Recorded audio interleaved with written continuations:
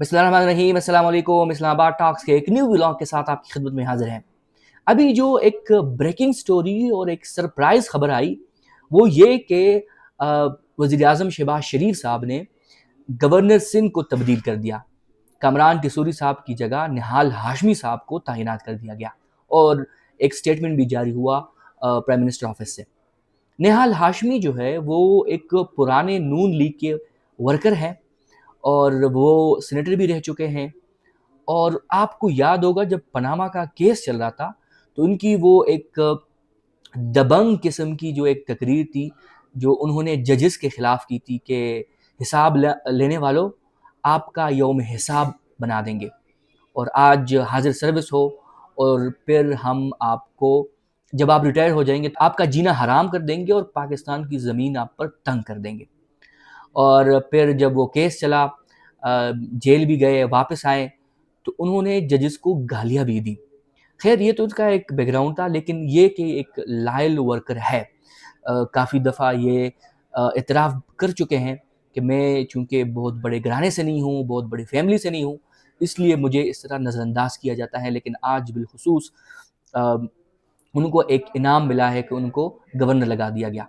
अब इस डेवलपमेंट से क्या शहबाज शरीफ साहब की जो हुकूमत है वो ख़तरे में है, क्योंकि हम बहुत अरसे से इस पर रिपोर्टिंग करते आए हैं कि इनकी जो गवर्नमेंट है वो 2026 में तब्दील हो जाएगी और शहबाज शरीफ साहब वज़ीर आज़म नहीं रहेंगे। इसकी पहली रीज़न तो ये है कि मुबैना तौर पर ये कहा जा रहा है कि प्रेसिडेंट ज़रदारी साहब ने इनको कहा था कि 2.5 साल आप वज़ीर-ए-आज़म के कुर्सी की जो कलमदान है वो सँभालेंगे और फिर 2.5 साल आप पीपल्स पार्टी को देंगे और पीपल्स पार्टी शायद बिलावल को मुंतखब कर ले या उसके अलावा कोई और नुमाइंदा भी हो सकता है वज़ीर-ए-आज़म के लिए।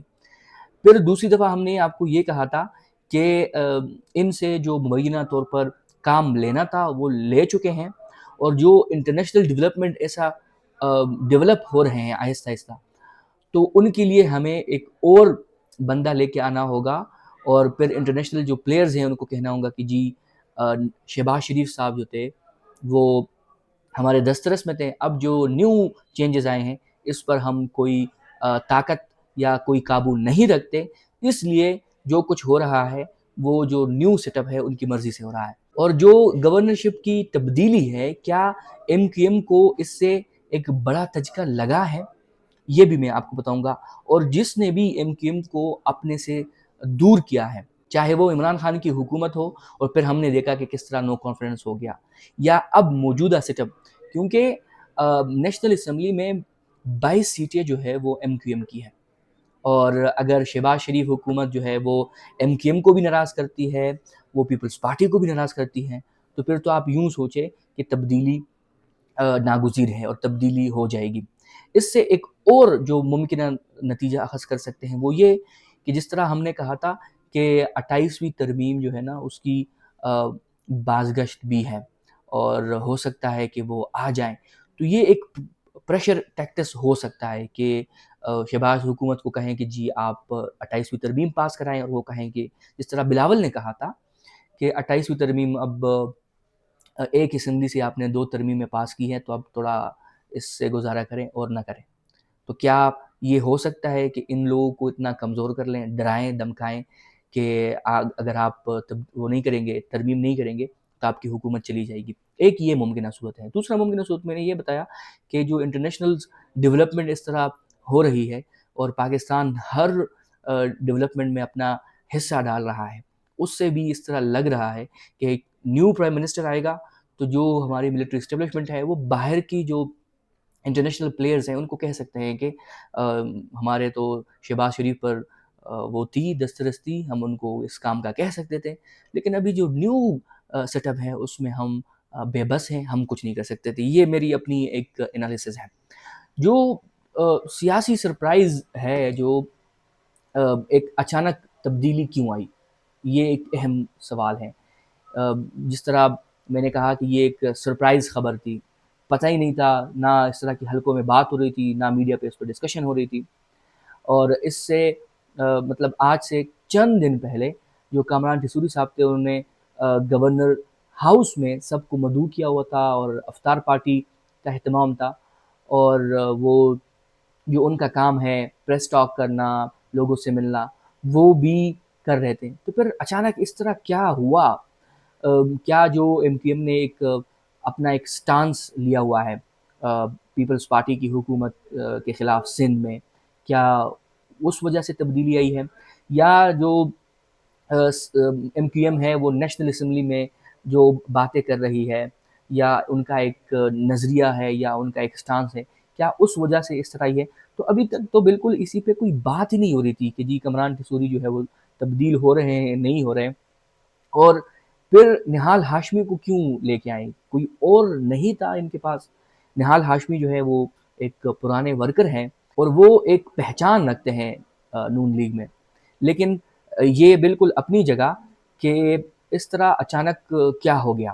یہ ایم کیو ایم کے لیے بھی بڑا دھچکا ہے، لیکن اس سینس میں نہیں ہے، کیونکہ ایک گورنر کی جو سیٹ ہے وہ صرف یہ ہے کہ آپ وفاق کے ایک نمائندے کے طور پر صوبے میں موجود ہوتے ہیں، تو اس سے کوئی اتنا بڑا رول نہیں ہے۔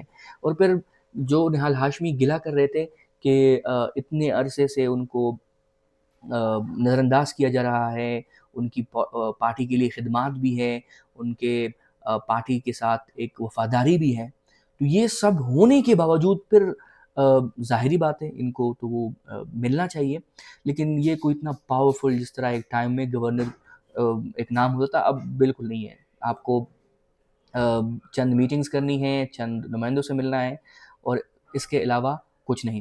دوسرا جو ایک اہم نکتہ ہے جو ایم کیو ایم، جس طرح میں نے کہا کہ پیپلز پارٹی کا بھی ان کے ساتھ وہ ایک کنیکشن ہے، پیپلز پارٹی بھی تنقید کرتی ہے سندھ میں ایم کیو ایم پر، اور وہ سندھ میں کہتے ہیں کہ جی انہوں نے کوئی سیٹ نہیں جیتا کراچی سے۔ تو اس طرح کی نا ایک لفظوں کی گولہ باری یا لفظوں کی جنگ چلتی ہے۔ اب اس سے کیا ہوگا؟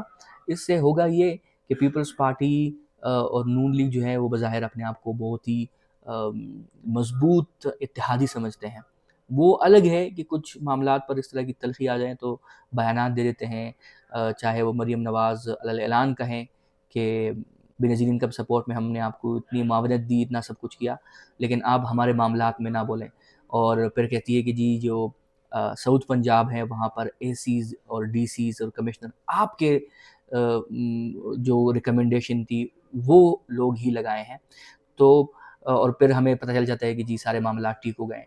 کبھی جو صدر صاحب کے بغیر دستخط کے وہ آرڈیننس پاس ہو جاتا ہے، اس کا مسئلہ بن جاتا ہے، اور کبھی کیا مسئلہ اور کبھی کیا مسئلہ، تو اس طرح کی چیزیں جو ہے وہ چلتی رہتی ہے۔ دوسرا جو ایک شروع میں نے آپ کو کہا تھا کہ بلاول صاحب کے لیے یا اپنی پارٹی کے لیے زرداری صاحب تگ و دو کر رہے ہیں، اور جس طرح ہم نے دیکھا کہ زرداری صاحب اچانک عمران خان کو کرٹیسائز کرنے لگے، اور یہ کہنے لگے کہ جی انہوں نے دلیری سے جیل نہیں کاٹا، اور کیا اس طرح کی جیل کاٹتے ہیں، تو اس سے وہاں پر لوگوں میں ایک کشمکش تھی کہ صدر زرداری کو اچانک کیا ہو گیا کہ وہ عمران خان کے خلاف اس طرح کی باتیں کرنے لگے۔ پھر کہا کہ جی ایک افواہیں اور کیا سرائیاں شروع ہونے لگی کہ صدر زرداری جو ہے وہ ملٹری اسٹیبلشمنٹ کو یہ بتا رہے ہیں کہ ان کو ہم ہینڈل کر سکتے ہیں، ان سے مراد میرا عمران خان ہے کہ ان کو ہم ہینڈل کر سکتے ہیں۔ دوسرے لوگ یہ کہتے تھے کہ جو زرداری صاحب ہیں وہ ان کے ساتھ ایک فارمولہ طے ہوا تھا نون لیگ کے ساتھ کہ 2.5 سال آپ پی ایم شپ رکھیں اور 2.5 سال پھر ہمیں دیں۔